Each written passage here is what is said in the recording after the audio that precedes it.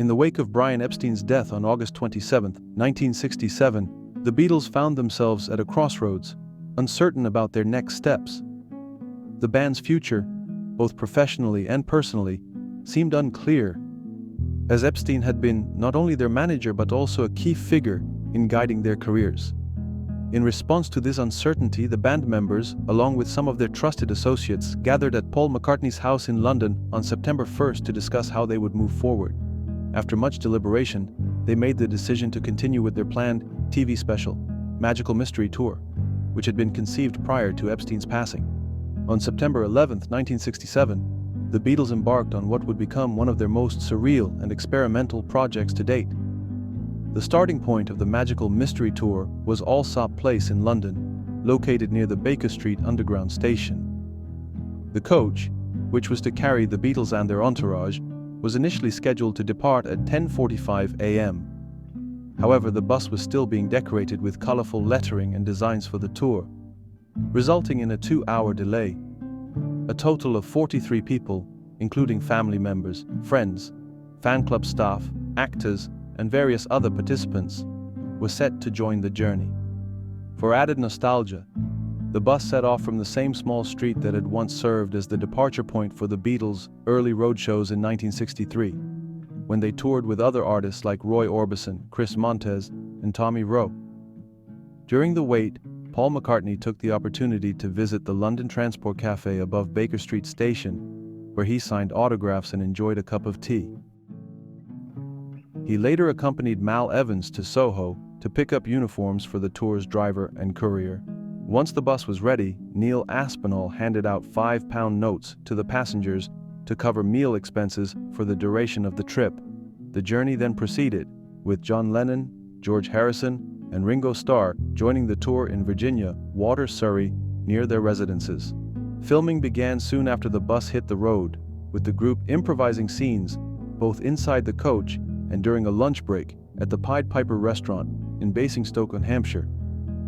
That evening, the coach arrived at its first destination, the Royal Hotel, at the Den in Teignmouth, Devon. The Beatles had intended to arrive quietly and avoid attention, but their presence was quickly discovered by 400 local teenagers who, undeterred by the rain, gathered outside to catch a glimpse of their idols. Despite their attempts at secrecy, the band was welcomed by a fanfare of youthful enthusiasm. The next day, filming continued in the Dartmoor village of Widecombe. However, things did not go as planned when the driver, Alf Manders, decided to take a shortcut to avoid traffic. This led to the coach becoming stuck on a narrow bridge, and the crew had to reverse the vehicle for half a mile. This caused tensions among the passengers, and filming captured some of the ensuing arguments. Though these moments were included in the raw footage, they were eventually omitted from the final cut. The Beatles decided to abandon their visit to the village fair, much to the disappointment of local fans, and instead set off for Plymouth. There, they posed for photographs on Plymouth Hoe and participated in a BBC interview with Hugh Scully. The filming continued in Liskeard and Bodmin, where more scenes were shot at the West End Dairy and Paul Road. The group then traveled to Watergate Bay, Tregurrian, a beach located 5 miles north of the Atlantic Hotel. There, the Beatles filmed themselves using telescopes, though these scenes did not make the final cut. Another sequence featuring Ringo Starr's Aunt Jessie, played by Jessie Robbins, and Buster Bloodvessel, played by Ivor Cutler, was filmed as the characters made their way from the bus to the beach. But this was later cut by the BBC for being deemed unsuitable for television. On September 14th, the crew discovered a secluded cornfield near Watergate Bay, where they set up cameras and lighting for 2 scenes.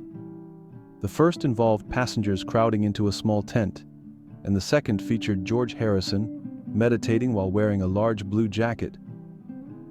The latter scene was eventually cut from the final production, but it remains a memorable part of the film's outtakes. Afterward, the group returned to the Atlantic Hotel for a late lunch, accompanied by live music from the in-house band. Though the meal was filmed, it did not make it into the finished project. That evening, Paul McCartney, Ringo Starr, Neil Aspinall, and others visited a local pub in Perranporth, where they were joined by musician Spencer Davis. Paul led a spirited sing-along, that lasted well past 2 a.m., creating one of the more relaxed and celebratory moments of the tour. Later that night, an unsettling incident occurred. When the window of the bus parked outside the hotel was broken, and George Harrison's favorite Levi's tracker jeans were stolen. Local police officer Bobby Brian Kernow interviewed several individuals at the hotel and examined the bus for any clues, but the culprits were never found. As a result, Harrison forever lost his beloved denim jacket. Neil Aspinall, the Beatles' personal assistant, later commented, "The day was slightly spoiled for George because someone stole his favorite old denim jacket out of the bus." The next day, filming continued with separate groups working on different sequences. John Lennon, with George Harrison's assistance, directed a scene in which Happy Nat the Rubber Man, played by Nat Jackley, chased bikini-clad women around a swimming pool at the Atlantic Hotel. Although the sequence was filmed, it was ultimately excluded from the final cut, with only a brief appearance of a girl in a bikini making it into the final film. Meanwhile, Paul and Ringo filmed a scene at the beach in Porth. Ringo and Aunt Jessie ad-libbed a playful argument for the cameras, while Paul was filmed riding a tandem bicycle with little George the photographer, played by George Clayton. On the final day in the Newquay region, the group filmed a brief, cheerful scene in which they waved from the coach and the hotel entrance before setting off for London. As the filming wrapped up, the crew made several stops along the way, including a quaint chip shop called Smedley's in Taunton, Somerset. Though this scene didn't make the final cut, it was filmed after Mrs. Smedley, who ran the shop with her husband, mentioned to the Beatles that they owned a fish and chip shop in Taunton. Other scenes were shot at rural pubs, a hall, a hostel, and inside the bus itself, with passengers taking part in lively sing-alongs, led by accordionist Shirley Evans.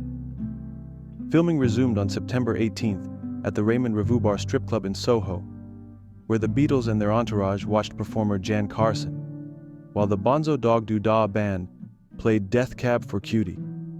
This shoot was delayed due to the theft of the band's instruments, but once replacements were obtained, the filming resumed.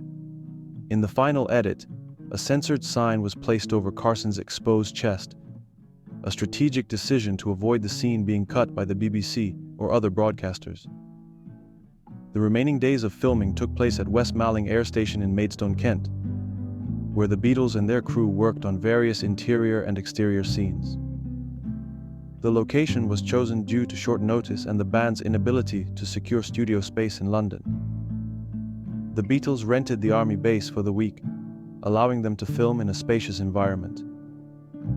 They stayed at the Great Danes Hotel in Maidstone, which provided a relaxing retreat after long days of shooting.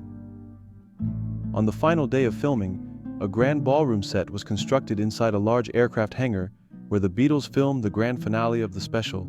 The band, dressed in white suits with carnations, was joined by 24 cadets from the Women's Royal Air Force and 160 members of Peggy Spencer's Formation dance team. The filming of Magical Mystery Tour was an unconventional and experimental undertaking for the Beatles. The special was initially met with mixed reactions, but it has since become a beloved and unique piece of their creative legacy, offering fans a glimpse into the band's playful and artistic spirit during a period of great personal and professional change.